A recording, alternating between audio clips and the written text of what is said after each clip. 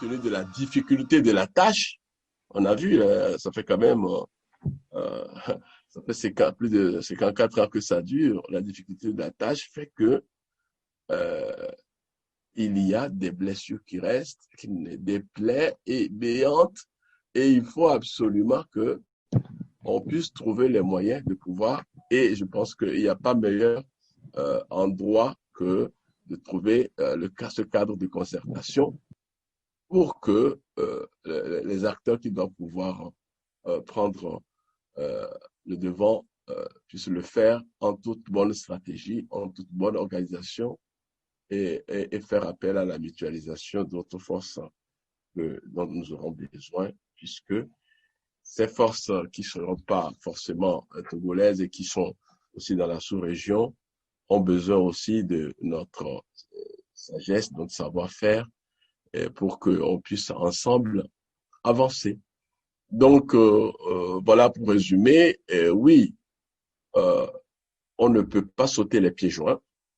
Il faut, de façon crescendo, faire cette démarche-là. C'est pour cela que ce cas des concertations, elle est plus. Merci pour vos éléments de réponse très pertinents. Et je crois que nous avons pris bonne note. Sans plus tarder, je vais donner la parole à Faustin. Faustin, tu as la parole, s'il te plaît. Merci beaucoup, cher frère Sidak, et merci à nos deux invités. J'ai personnellement le sentiment d'être bien servi dans cette conférence débat. Et je pense que ce sentiment est partagé chez tous les autres participants. Nous osons croire qu'après cette conférence débat, dans les jours et mois à venir, nous aurons une organisation de la société civile togolaise beaucoup plus organisée et nous allons les voir à travers des actions beaucoup plus concertées. Monsieur Raymond Aivi, je vais rester avec vous. Le journal bi-hebdomadaire L'Alternative, dans sa parution numéro 879 du 9 juin 2020, révélait un grand scandale de détournement de fonds publics par le comité de suivi des fluctuations des prix des produits pétroliers.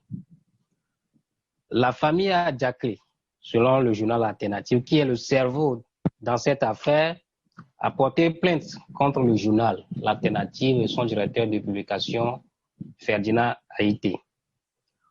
Au terme d'un procès que beaucoup ont qualifié d'inique, le tribunal de première instance de Lomé a condamné le journal Alternative et son directeur de publication à une peine d'amende de 6 millions. Monsieur Raymond Aivi, comment peut-on comprendre le silence gardé par les organisations de la société civile togolaise sur cette sordide affaire? Merci beaucoup. Je ne pense pas que toutes les organisations de la société civile se sont couchées devant cette affaire. Moi, j'ai lu, écouté plusieurs réactions et nous-mêmes, au niveau de Codi Togo, ça fait par 2 fois, nous avons fait une sortie publique, puisque hier, on a encore sorti un communiqué ayant suivi avec grand intérêt et toute l'attention que ça nécessite l'affaire depuis le mois de juin. Et il faut dire que dans notre communiqué hier, on s'est dit, mais de toute façon, on ne pourra pas accepter que Monsieur Ferdinand Haïté et son journal soient condamnés. Nous l'avons dit, si on n'était pas au Togo, où est-ce que vous avez jamais vu que c'est le voleur qui va convoquer et celui qui a le dénonciateur au tribunal? Vous avez jamais vu ça quelque part? C'est parce que le voleur était tellement sûr de son coup que, de toute façon, la justice était acquise à sa cause. La justice est forcément complice. Sinon, pour une fois, cette affaire-là, je ne sais pas si vous avez eu vent de cela. Je l'ai lu hier. Il semblerait d'ailleurs que l'avocat, Monsieur Sosa, qui défendait donc les Adjakli, il a dit sur une radio que oui, on peut parler de détournement, mais il faudrait peut-être revoir peut-être le montant. Ça veut dire quelque part quoi? Quand on est quand on est au tribunal, on nie en bloc qu'il n'y a jamais eu donc détournement et vol. Et au sorti du tribunal, après avoir condamné les dénonciateurs, le, le, le, le journal alternatif qui a fait un travail phénoménal que nous avons salué dans notre premier communiqué, nous avons félicité les inspecteurs hier. Voilà que 2 jours après, on apprend que l'avocat du plaignant dit, voilà, oui, on peut parler de détournement, mais il faudra savoir revoir le montant à la baisse et que de toute façon, si ses clients devaient payer, ils n'ont pas bouffé tout seul. Donc, moi, je peux vous dire que la société civile, elle est remontée, pas possible, en tout cas, en ce qui concerne Kodi Togo. Nous, on demande que si l'audit fait par les inspecteurs est réel, il faudra que les autorités de fait publient cet audit, mettent l'audit sur la place publique. Avec insistance, Kodi Togo et d'autres organisations, je crois que la LCT, la Ligue des consommateurs et il y a d'autres organisations de la société civile qui ont demandé que le rapport soit mis à la connaissance donc du public. Les Togolais ont besoin de savoir. Et donc, on n'en restera pas là. Et si les recommandations de cet audit, comme les inspecteurs l'ont mentionné, semble-t-il, sont avérées, il faudrait que les coupables, qui ne sont pas des personnalités les moindres, puisqu'il y a des anciens premiers ministres, des ministres et autres, ben, il faut que la justice soit faite.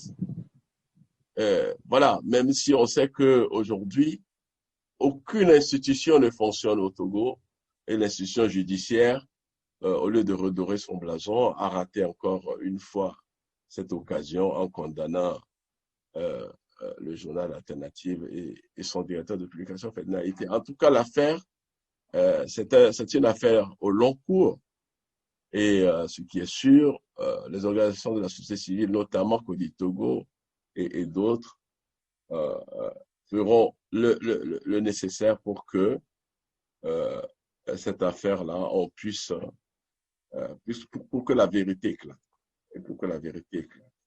Donc, soyez rassurés, il n'y a pas de mutisme, en tout cas de la société civile, de ce que moi j'ai lu, de ce que j'ai vu et de ce que nous faisons. Soyez rassurés, la vérité, on la poussera jusqu'à ce qu'elle sorte. Merci.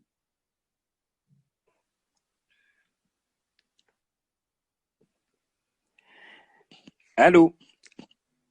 Avis de service. Vous m'entendez? Allô?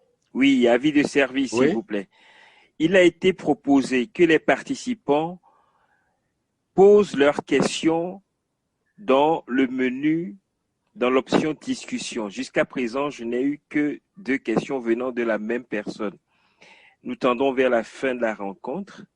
Malheureusement, je n'ai eu qu'une seule question. Donc, voilà. Ceux qui ont encore des questions qui leur brûlent les lèvres, veuillez les renvoyer par écrit dans les 5 minutes qui vont suivre, s'il vous plaît. Merci.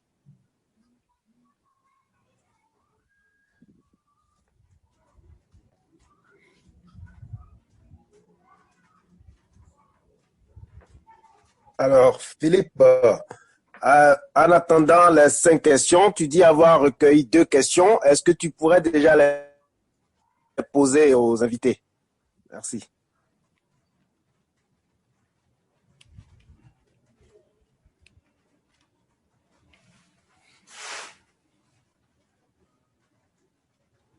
Philippe? Oui, ok. Est-ce que Je les envoie. Oui, voilà. Oui, Merci. je les envoie. Ouais. Ou tu les lis plutôt? Oui, je vais le faire. D'accord, merci. Voilà.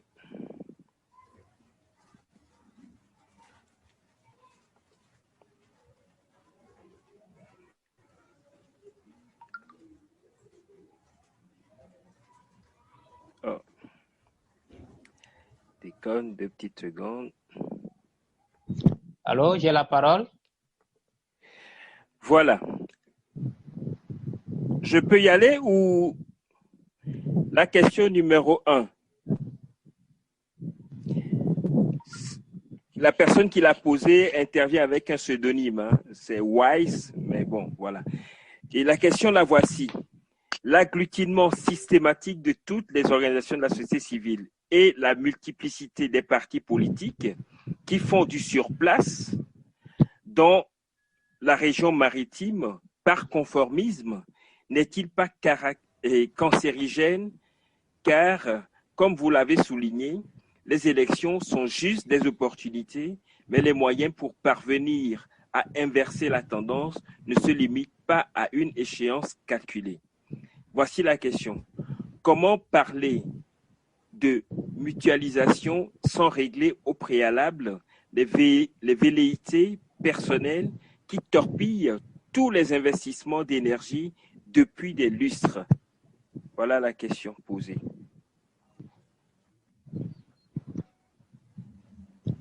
Alors, vous la posez à qui premièrement? Le plus jeune, je crois que c'est David Dessay. Ok, très bien, il n'y a pas de souci. J'avoue que j'ai pas compris la première question, surtout vers la fin. Je relis. C'est vrai qu'il y a un commentaire, Non, mais la question, la voici. mais les moyens, c'est la fin de la question qui me paraît un peu. Voilà. Je l'ai reprise comme telle. Donc, après un commentaire, il dit, je crois qu'il s'adresse à vous, David. Comment pouvez-vous parler de mutualisation sans régler au préalable les velléités personnelles qui torpillent tous les investissements d'énergie depuis des lustres, depuis très longtemps? C'est-à-dire, bon, il y aurait des rivalités ou des velléités ou des positionnements qui empêchent que les investissements des uns et des autres permettent l'alternance. Donc, même avec les mutualisations des moyens ou des forces. Oui, je vais répondre à cette partie. En fait, je ne parlais pas de ça. C'est pour ça que je voulais. Voilà. C'est la partie où il dit, mais les moyens pour parvenir à inverser la tendance ne se limitent pas à une échéance calculée. Ah. Qu'est-ce qu'on entend par échéance calculée? J'avoue que là, j'ai pas compris cette partie. Mais bon, je peux essayer de répondre. Mais Voilà. je pense que nous avons, personnellement, j'ai reconnu le fait que, pour certaines raisons, et ce n'est pas du conformisme, parce que malheureusement, pour pouvoir se déployer, il faut des ressources. Si vous devez aller séjourner dans une localité à 4, à 5 ou à 10, en sachant que c'est une localité où vous ne vivez pas habituellement, il faut pouvoir se déplacer, il faut pouvoir se loger, il faut pouvoir se nourrir. Il ne s'agit pas de le faire une seule fois. Il s'agit de le faire plusieurs fois dans l'année. Il s'agit de créer sur place des antennes, d'accord, des antennes relais. Et ces antennes relais, pour fonctionner, ont également besoin de ressources. Donc, dire que c'est simplement du conformisme, j'estime que c'est une accusation gratuite. Peut-être que ce monsieur qui a écrit cela a contribué plusieurs fois à favoriser le déploiement et que ça ne s'est pas fait, ça, il pourrait le dire.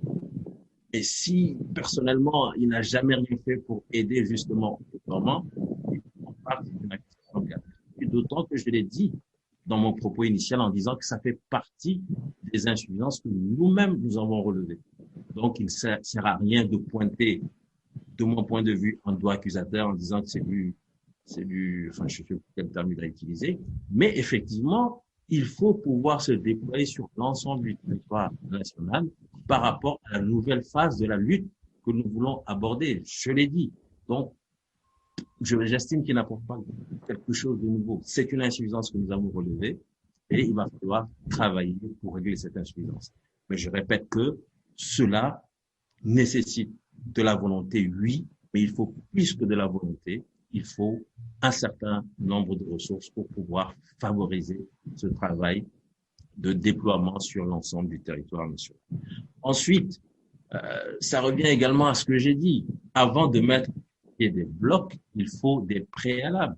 Il faut savoir avec qui construire. Si effectivement le bloc consiste à se réunir après-demain et à mettre tout le monde ensemble en ayant le sourire sur les lèvres et en sachant que dans les cœurs c'est autre chose, d'autres sont venus au bloc avec des velléités individuelles. Je suis d'accord avec ce monsieur. J'espère qu'il ne s'adressait pas à moi directement en m'accusant, mais je suis d'accord avec lui pour dire que il faut de la mutualisation, il faut construire un bloc, et je reprends les propos du grand frère Raymond, mais avant d'aller au bloc opératoire, il y a certainement des examens d'imagerie à faire, il y a certainement des analyses de sang à faire pour savoir ce qui est compatible avec le bloc qu'on veut faire. Voilà, j'espère que j'ai répondu un peu à la aux questions qui ont été posées. Grand merci, David. La question va également à Raymond. Raymond, il paraît que certains acteurs de la société civile ont des agendas cachés. Est-ce que ces agendas cachés ne sont pas responsables des échecs répétés des investissements pour l'alternance au Togo? Excuse-moi, Philippe, c'est une autre question ou Non, c'est la même question. Donc, comment parler de mutualisation sans régler au préalable les velléités personnelles? Parce qu'il y avait pas d'agenda caché que j'avais lu. Alors, si tu le traduis ainsi… Il parle d'échéances calculées. Bon, ok. Oui, bon, parce que bon, quand tu parles d'agenda caché, je retire cela. C'était ma fiche personnelle. Ok. C'était pour tester ta vigilance, Raymond. Je suis là. T'inquiète pas, je suis là, fidèle à lui-même.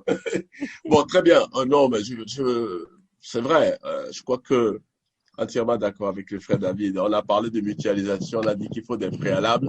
Je pense que la question, elle était venue au moment où on en parlait et ce n'est pas maintenant qu'elle vient, sinon ce ne sont que des redites qu'on va faire alors qu'on pourrait peut-être prendre d'autres questions.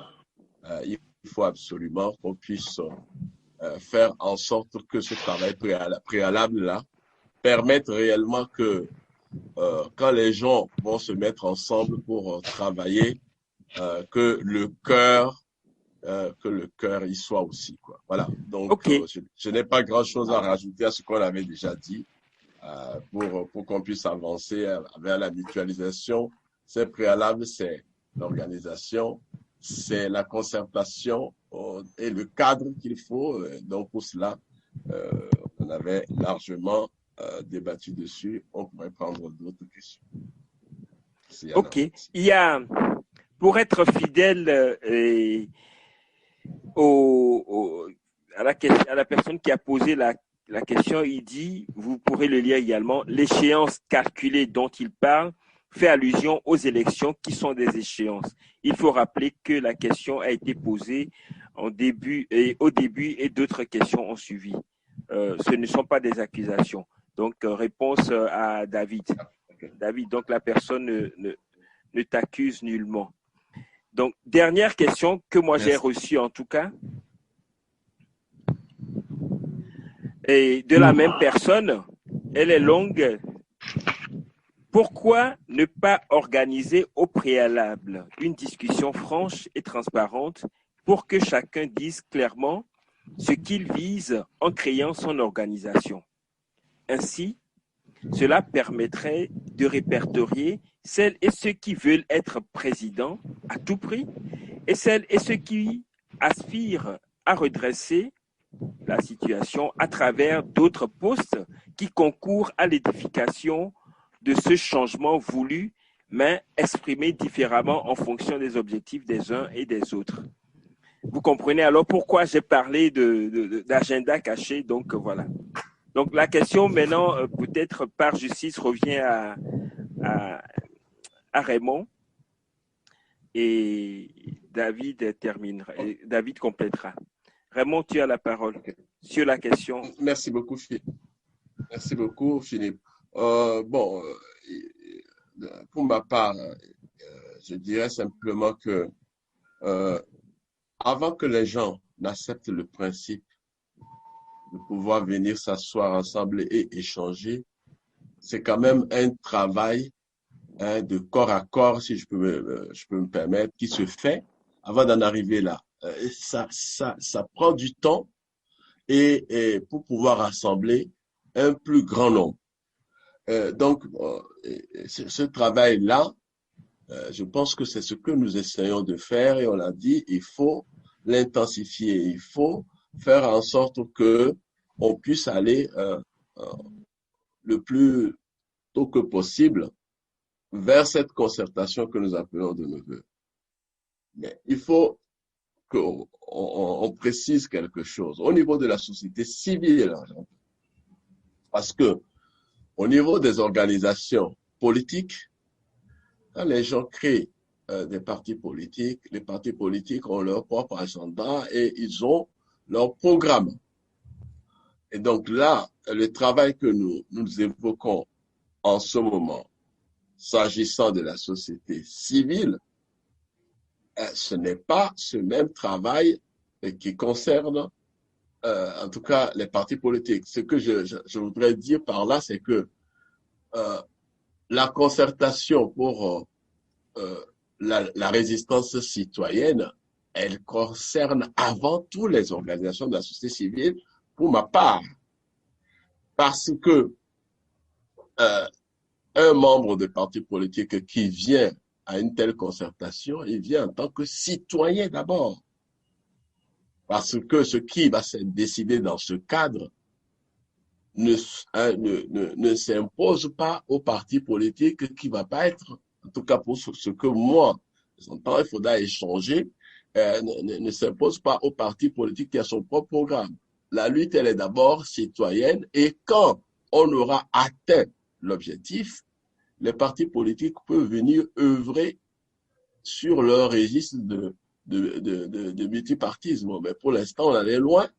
Et donc, c'est en tant que citoyens que nous devons nous départir de nos chasubles de partis politiques et retrousser les manches pour que la résistance citoyenne puisse porter et gagner la lutte. Donc, pour cela, a priori, le terme président ou agenda caché dans ce cadre-là est malvenu, je dirais.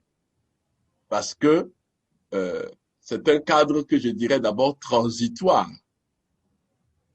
Et donc, dans cette transition-là, il n'y a pas de place pour qui prétend au poste de président ou non, puisqu'on n'en est pas là. Et c'est pour cela d'ailleurs que je disais dans mon propos introductif que c'est la société civile, pour ma part, dans toute son entièreté, qui doit prendre le lead de cette lutte et en mettant entre parenthèses des activités de multipartisme. Et donc, ça va donner un peu d'éclaircie et les présidentiables et tout ça doivent aller se réchauffer, s'entraîner au vestiaire en attendant que leur temps de match arrive. Après la transition, bien sûr. J'espère que je me suis fait comprendre. Merci. Merci Raymond. Et même question à David. David, il paraît que certains ont des agendas cachés ou qu'il y a manque de franchise et de sincérité. Oui, alors merci. Donc, tu peux y aller, David. Oui, tout à fait. Alors, donc, je reviens dans le contexte de la question précédente pour dire que, effectivement, si c'est une question qui avait été posée avant qu'on fasse tout ce débat, je comprends davantage le sens de la question. Je voudrais peut-être m'excuser pour avoir dit certaines choses à la personne qui avait posé la question. Alors, oui, j'ai lu sa proposition, mais justement, si l'agenda est caché, est-ce que la discussion franche va permettre de démasquer ou de dévoiler cet agenda? Parce que par définition, un agenda caché, c'est qu'il est caché. Et on attend peut-être le bon moment justement pour le dévoiler. Non, c'est juste pour dire que quoi qu'il en soit, ça fait partie de la nature humaine. On a des objectifs dans la vie, on a des ambitions dans la vie et on ne peut obliger personne à venir la main sur le Coran ou sur la Bible pour dire je jure que voilà ce que moi je veux faire avec mon organisation. Je pense que là, ça va être vraiment une utopie. Ce qu'on peut faire, et je reviens un peu sur les propos du grand frère Raymond, c'est de se dire que la phase prochaine doit être en tout cas une phase de lutte citoyenne. Mais avant d'en arriver au bloc, je l'ai dit, il y a des préalables. Mais une fois qu'on sera lancé dans cette lutte citoyenne, tout démocrate peut faire partie de cette lutte, que l'on soit même politique. Et lorsqu'on est politique, lorsqu'on a un parti politique, on vise la conquête du pouvoir. Donc même en visant la conquête du pouvoir, même en n'ayant pas d'agenda caché, je pense qu'on a sa part à apporter à la lutte. Donc il faut plutôt, de mon point de vue, s'orienter vers cette lutte qui met en avant beaucoup plus les intérêts citoyens. Et une fois vraiment qu'on sera parvenu à assainir le cadre politique, là, chacun pourra concourir. Ceux qui ont des partis politiques, ceux qui sont des indépendants, etc., etc. Voilà comment moi j'envisage la chose. Mais je voudrais aussi dire que je n'ai pas eu la possibilité de répondre à la question sur le Petrolgate. Je ne sais pas si ça va venir après, mais j'aimerais également apporter peut-être ma compréhension de la chose. Merci.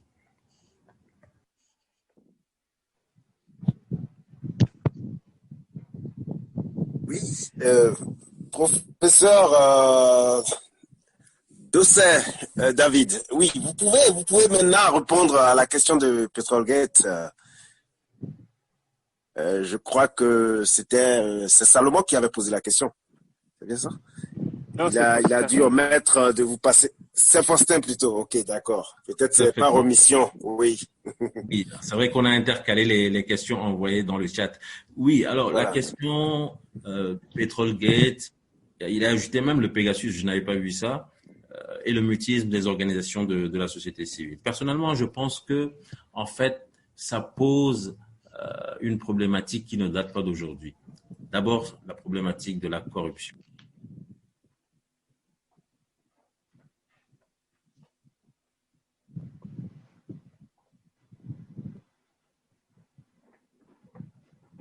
Allô? On vous a perdu. Oui, je disais donc que ça pose essentiellement, de mon point de vue, deux questionnements, deux problématiques. Un, le questionnement sur la corruption dans notre pays et de deux, le questionnement sur l'impunité dans notre pays. Pour ce qui est de la corruption, déjà en 2012, nous avions Global Financial Integrity, qui est une ONG, une grande ONG américaine qui avait fait un travail sur plus de 100 pays dans le monde, qui avait démontré qu'au Togo, quand ici le Petrolgate évoque 500 milliards sur à peu près une décennie, au Togo, c'est 1000 milliards par an annuel de flux financiers illicites. C'est-à-dire que l'équivalent de notre budget national s'évapore en flux financiers illicites. Donc, c'est pour vous dire un peu le niveau de corruption. Et je crois que lorsque le chef de l'État lui-même, dans un discours, annonce qu'il y a une minorité qui a accaparé les richesses de ce pays, ça ne fait que conforter cette idée que notre pays est un pays gangréné par la corruption. On a vraiment des prédateurs qui arrivent par des mécanismes bien huilés à, en tout cas, s'arroger une grosse partie des ressources de ce pays. Donc, le problème de la corruption, et ça s'est vu avec la route Lomé-Vaughan qui a été financée, refinancée, refinancée, et à ce jour, on ne sait pas où sont les coupables, on ne sait pas où sont les responsables, la justice n'est pas intervenue. Donc, problème également de l'impunité. Vous avez le cas de Togocel, je crois, Togocel ou Togo Télécom plutôt. Vous avez la BTCI, les scandales, on les a eus, les crimes économiques, on les a eus à plusieurs reprises dans ce pays. Alors, ce qui est peut-être nouveau ou intéressant avec le cas du Petrolgate, c'est que pour la première fois, on a l'impression que l'État bouge un peu avec l'audit. L'audit, et cet audit peut constituer un élément nouveau sur lequel nous sommes en train de réfléchir.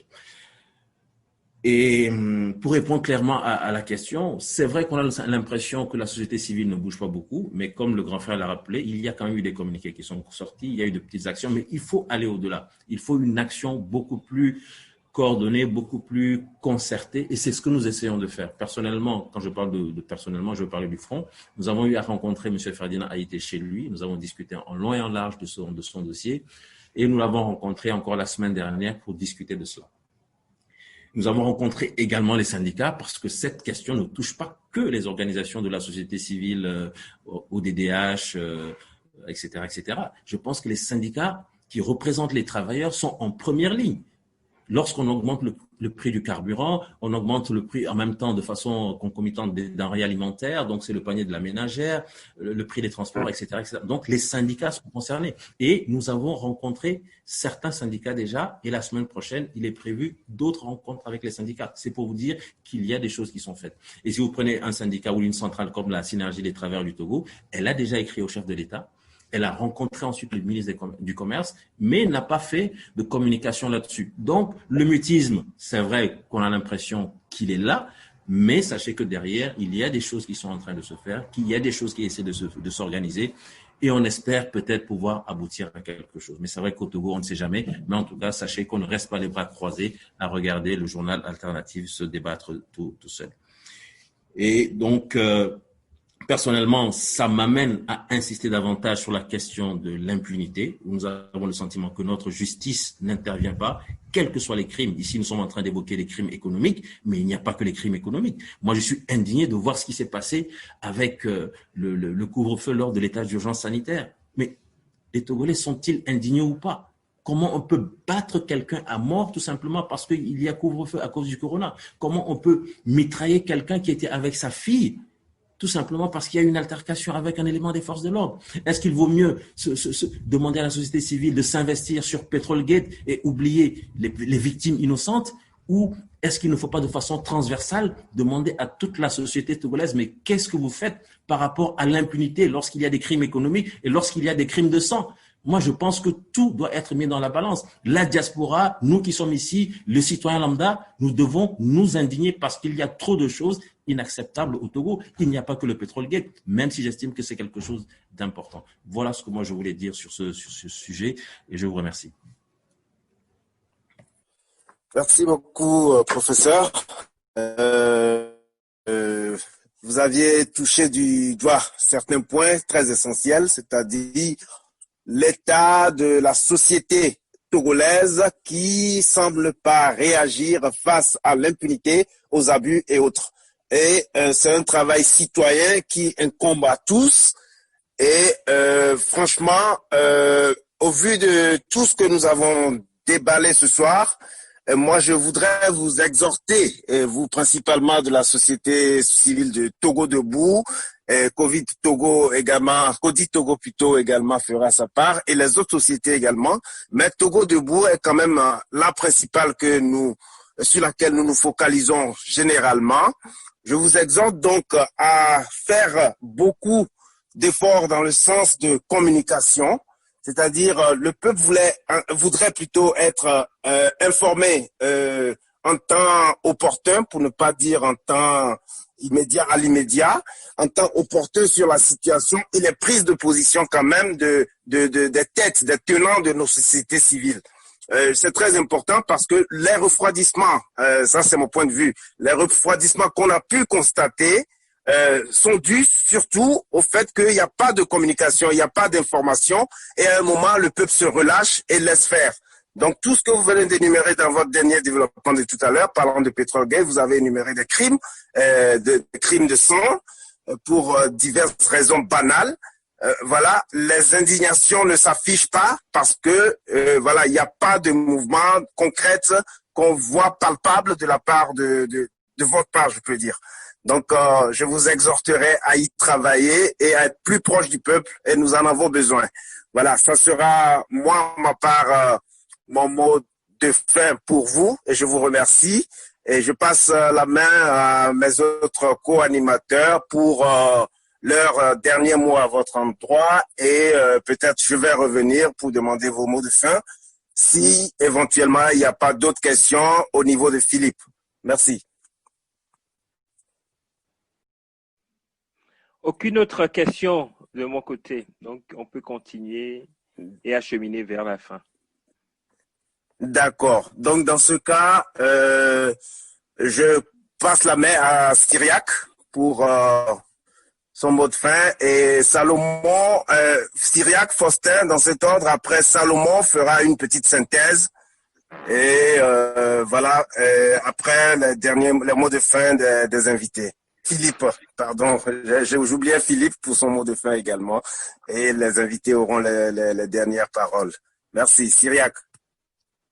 Non, avant que je ne vienne pour mon mot de fin, je passe la parole, d'après notre schéma, je donne la parole à Salomon pour demander le mot de fin aux invités, avant que je ne conclue. Merci. Salomon, vous avez la parole.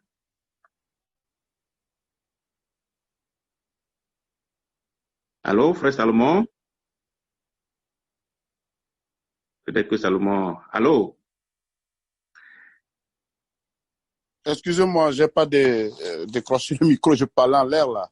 Et alors, je disais merci à nos illustres invités pour cette grande soirée, laquelle nous osons croire apportera une valeur ajoutée à notre lutte de libération nationale. Vous avez brillamment répondu à nos questions, qui sont celles que la majorité de nos concitoyens et concitoyennes se posent. Vos exposés nous ont donné des pistes d'approche de solutions et nous avons entendu des mots importants comme organisation, stratégie, mutualisation des efforts sur le plan national et sur le plan panafricain. Désormais, notre vœu serait de matérialiser toutes ces bonnes intentions afin de pouvoir voir le bout du tunnel et surtout faire tomber cette dictature.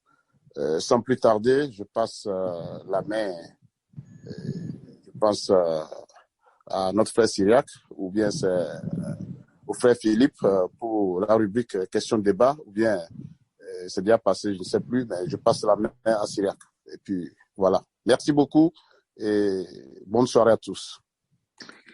Merci, frère Salomon. Et je vais demander aux deux invités, respectivement, au professeur David Doucet de nous donner son dernier mot pour ce débat. Merci. Professeur David, vous avez la parole.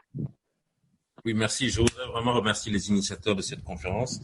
Je pense que ce genre d'initiative permet d'éclaircir un certain nombre de zones d'ombre avec parfois des a priori.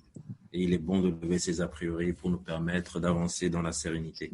Je voudrais dire également que tout ce qui se passe dans notre région, je veux parler de l'Afrique de l'Ouest, me conforte dans l'idée que nous ne sommes pas si mauvais que cela, parce qu'on avait toujours voulu faire croire que chez les autres, la lutte aboutissait toujours et qu'il n'y avait qu'au Togo où et la société civile et la société politique de l'opposition étaient constituées de personnes incapables. La lutte, elle n'est certainement pas facile. Le contexte togolais est particulier. Nous n'avons pas évoqué la question de l'armée, mais l'armée constitue un élément primordial dans cette lutte que nous sommes en train de mener. Il va falloir vraiment réfléchir à des stratégies. Et ce qui se passe donc en Guinée et en Côte d'Ivoire doit nous amener à comprendre que, au-delà de la mobilisation, il y a certainement d'autres éléments à prendre en compte pour la réussite de la lutte.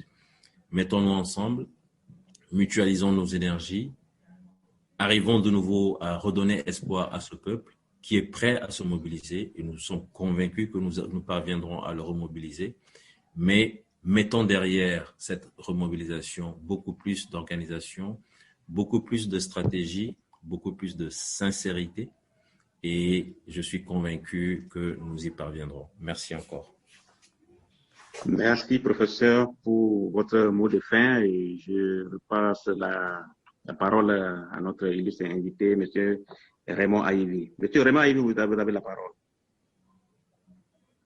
Merci beaucoup. D'abord, je voudrais partir d'un fait nouveau qui se fait jour de plus en plus chez nous au Togo. ce sont les suicides de personnes jour après jour, dont le nombre va en croissant. Ceci dénote donc du grand malaise que nous vivons au Togo. Où va-t-on avec une telle gouvernance qui ne laisse pas la place aux plus vulnérables, aux plus fragiles? Il n'y a pas de vie possible pour sur notre bien commun, le Togo, si le droit à la vie est bafoué. Il n'y a pas de vie possible pour nos concitoyens si le droit à la justice est bafoué. Il n'y a pas de vie possible sur la terre de nos aïeux si l'impunité gagne du terrain jour après jour.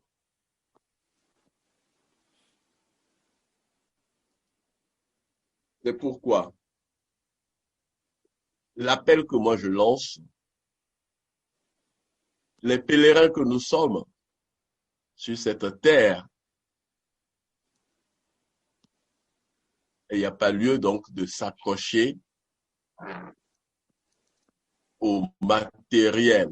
Il faut bien savoir que le pouvoir restera, le Togo, notre bien commun, demeurera, mais les hommes vont passer, vont partir. C'est les générations futures, c'est à elles que nous devons penser et chercher à investir dans le futur pour leur laisser un Togo bien commun que nous avons en partage. Nous n'avons pas le droit de leur faire ce que nous faisons là à cause de notre grande cupidité. Voilà, à bon entendeur, les mimos. Je remercie les organisateurs pour cette initiative. Et je pense que les uns et les autres feront en sorte que dans la diaspora et à la jeunesse togolaise, tous ces échos-là puissent permettre à tout un chacun de faire ce travail de conscientisation, parce que tout se passe dans les cœurs et que pour que nous puissions porter l'amour de la patrie, parce que en fin de compte, c'est cet amour de la patrie qui nous manque si grand qu'on adore plus autre chose, le matériel et l'amour de la patrie, on ne la connaît pas. Si on avait l'amour de la patrie, notre Togo se porterait mieux que ça. Donc, j'exhorte encore tous les concitoyens à savoir que la patrie, et c'est celle que nous pouvons laisser à nos générations futures, à nos petits-enfants demain. Nous avons le devoir de l'aimer et de pouvoir la protéger pour qu'elle soit bonne pour nous tous. Merci beaucoup. Merci, Monsieur Raymond Ayivi, Monsieur le professeur David Dosset, je vous remercie. Et tout au long de vos développements, j'ai pu retenir un élément essentiel. Le désir ardent de travailler main dans la main. Réellement main dans la main, mais pas théoriquement. Et nous devons garder l'ardeur de cette crise post-électorale. C'est pourquoi je m'en vais vous dire d'œuvrer ou bien de battre le feu quand il est déjà chaud. Nous sommes dans une crise post-électorale. Faisons en sorte que cette crise post-électorale puisse nous profiter, puisse nous apporter quelque chose. Donc, honorables invités, professeur David Dosset, monsieur Raymond Ayivi, au nom des animateurs de cette conférence de débat, au nom des administrateurs de la plateforme Inter pour le Togo, parce que je mentionne ici que cette rencontre est initiée par notre plateforme Inter pour le Togo. Nous voudrions bien vous remercier pour votre entière disponibilité, pour nous accorder votre précieux temps pour cette conférence débat. Et aux auditeurs et aux auditrices, nous vous disons merci, surtout pour